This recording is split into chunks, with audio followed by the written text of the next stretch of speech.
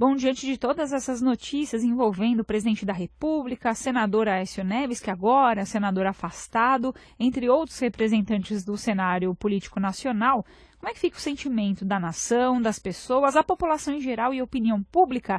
Nessa versão pocket do Mentalistas, eu convidei o renomado Dr. Jacó Pinheiro Goldberg, que é psicólogo, advogado, escritor, com mais de 2.000 trabalhos publicados, entre livros, crônicas, ensaios, enfim.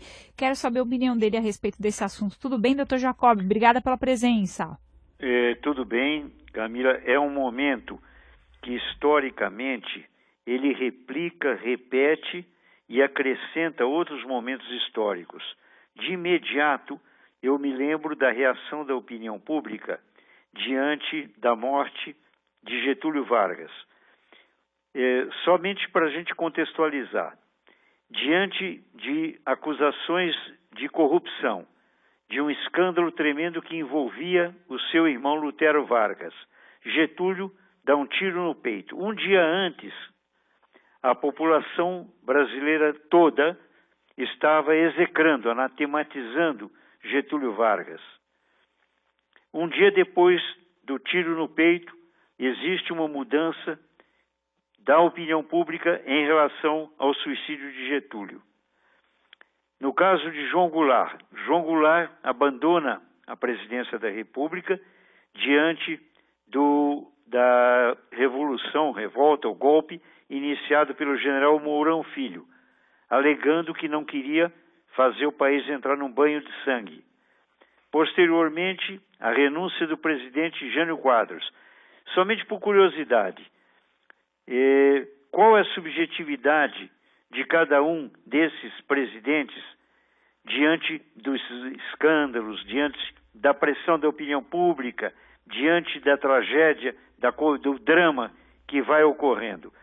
Por exemplo, o presidente Jânio Quadros se levantou a hipótese muitas vezes de que ele imaginava que renunciando a opinião pública iria para as ruas, o povo iria para as ruas, que a multidão devolveria para ele o palácio. Não foi o que aconteceu. Então, senti a febre da opinião pública hoje, e isso também, depois lembrando o impeachment da Dilma, o impeachment de Fernando Collor. O próprio Fernando Collor fez aquele apelo para que a população fosse com bandeiras do Brasil para a rua, e a população não correspondeu. Então existe um gap psicológico muito sério que faz com que em Brasília se encastele, muitas vezes, o presidente numa ilha da fantasia. Eu acho que se a gente quiser entender o psiquismo da população, da opinião pública, que muitas vezes não afiniza com o presidente da República, nós temos que entender um pouquinho esse deslocamento. Retiraram a capital do Brasil do Rio de Janeiro. Uma das alegações era de que no Rio de Janeiro o presidente da República ficava muito sujeito ao humor político das multidões, sujeito à pressão das multidões. Brasília acabou significando um certo isolamento. E o isolamento emocional e psicológico. Eu creio que é muito o que está acontecendo nesse momento no Brasil. A população me parece desorientada, mesmo porque não existem saídas fáceis, alternativas fáceis. Quais seriam as alternativas para o presidente da República? Nem os analistas conseguem responder essa questão, viu, doutor Jacob? E a gente percebe também que aquele sentimento de fla-flu, né, nós contra eles, eles contra nós, a partir desse momento parece que se desfaz, né? É como se a opinião pública tivesse efetivamente confusa em relação para que time torce, né?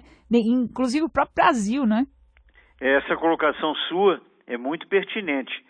Porque, inclusive, até pouco tempo atrás, uma parte da opinião pública acreditava que a Operação Lava Jato só estava perseguindo e punindo os partidários do PT, os elementos do PT, o presidente Lula, e, de repente, se vê que o outro candidato, quer dizer, os dois candidatos que se defrontavam, que era a Dilma e o Aécio Neves, ficaram na mira e no alvo da Lava Jato. Então isso surpreende também, julgou a população diante de uma nova realidade, de que não é tão simples. Como não é tão simples a crise brasileira, eu tenho defendido que nós temos muito mais uma situação emocional de cronicidade, ou seja, permanentemente existem problemas na sociedade brasileira que desafiam uma solução, então que esse maniqueísmo infantil de fla-flu, de a favor e contra, não é?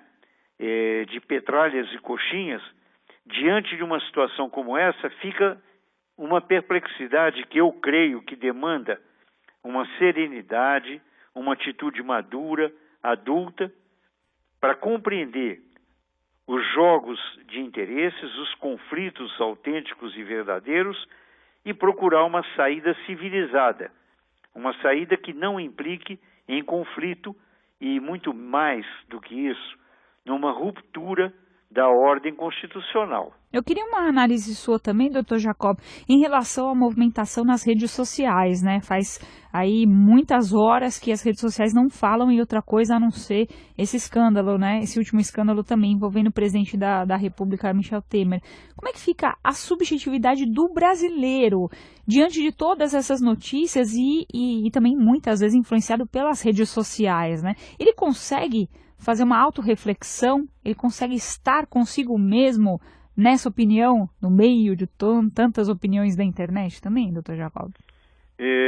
O internauta, ele sempre corre o risco do monólogo.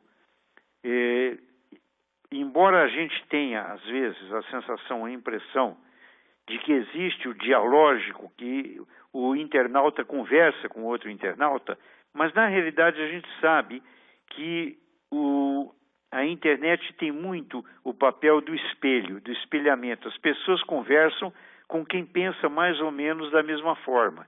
Então vai realimentando um clima que é um clima de histeria, de a favor e contra.